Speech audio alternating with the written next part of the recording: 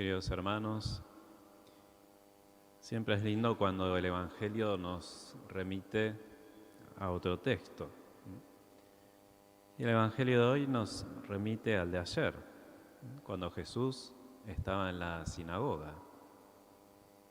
Estuvo ahí enseñando y repercutiendo en algo que no esperaba, ¿no? Que quienes lo escuchaban quedaban sorprendidos, pero una sorpresa negativa. No podían creer que de Jesús salía esa enseñanza, esa autoridad. Y hoy Jesús sale de la sinagoga y va a la casa de Simón.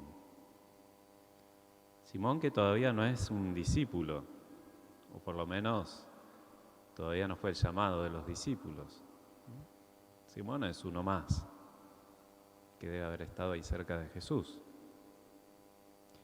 Y entonces es lindo porque el Evangelio nos invita a pensar en esa relación de la sinagoga con la vida cotidiana. La sinagoga, que era el lugar de la palabra, de la oración, el lugar donde se iba a aprender, a interpretar la Torá, a una casa, a la casa de una familia, a compartir los problemas de todos los días, una fiebre. Entonces nos invita a nosotros a pensar qué vamos a hacer cuando salgamos de este templo, de esta misa. ¿Cómo vamos a seguir viviendo y buscando la experiencia de Dios fuera del templo? Porque a veces nos quedamos con esta parte, ¿no? De venir, de compartir la misa, de alimentarnos de la palabra, de tener un momento de oración, de intimidad. Y todo eso es muy lindo y es muy bueno y nos hace bien. Pero ¿qué pasa cuando salimos, no? Si sigue estando nuestro deseo de Dios, nuestra búsqueda de Dios, nuestra misión de llevar a Dios a una casa, a una familia, a alguien que está pasándola mal. Muchas veces fuimos separando una fe en el templo y otra cuando estamos fuera.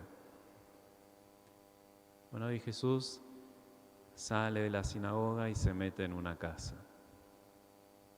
Nos invita a eso, a venir, a alimentarnos, recibir la palabra, recibir las interpretaciones, crecer en esa revelación, pero también llevar nuestro deseo de Dios donde vayamos y descubrirlo donde estemos, fuera del templo, en una casa, en la vida cotidiana, en las personas que nos acompañan todos los días.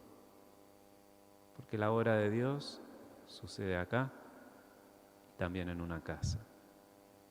Sucede con un sacerdote, con los religiosos, los agentes de pastoral, y también con los amigos, con sus familias, con los problemas de cada día. En los dos ámbitos sucede la revelación de Dios y la obra de Dios. Por eso vamos a quedarnos delante del Maestro que nos enseña a vivir y a descubrir la fe, para que podamos descubrir si también nosotros podemos llenarnos de Dios en el templo, descubrir su palabra y alimentarnos, pero también qué pasa cuando nos vamos de acá. ¿Cuál es nuestra actitud, nuestro deseo, nuestra búsqueda? Y cuanto más nuestra acción de gracias por la obra de Dios que sucede fuera del templo. Vamos a pedirle al Maestro que nos ayude, nos enseñe a valorar lo cotidiano, ¿no? Lo sencillo de una casa, de los amigos, de la familia, a valorar los problemas para compartirlos. Jesús no es un teórico. Cuando se acerca a la suegra de Pedro, no le hace un discurso, ni siquiera le anuncia un mensaje. Tiene gestos. Se acerca, la toma. Gestos. Primero los gestos, después fueron las palabras. Él es nuestro maestro, y Él nos enseña. Que delante de Él podamos escucharlo, descubrirnos y ser cada vez más mensajeros de ese amor de Dios.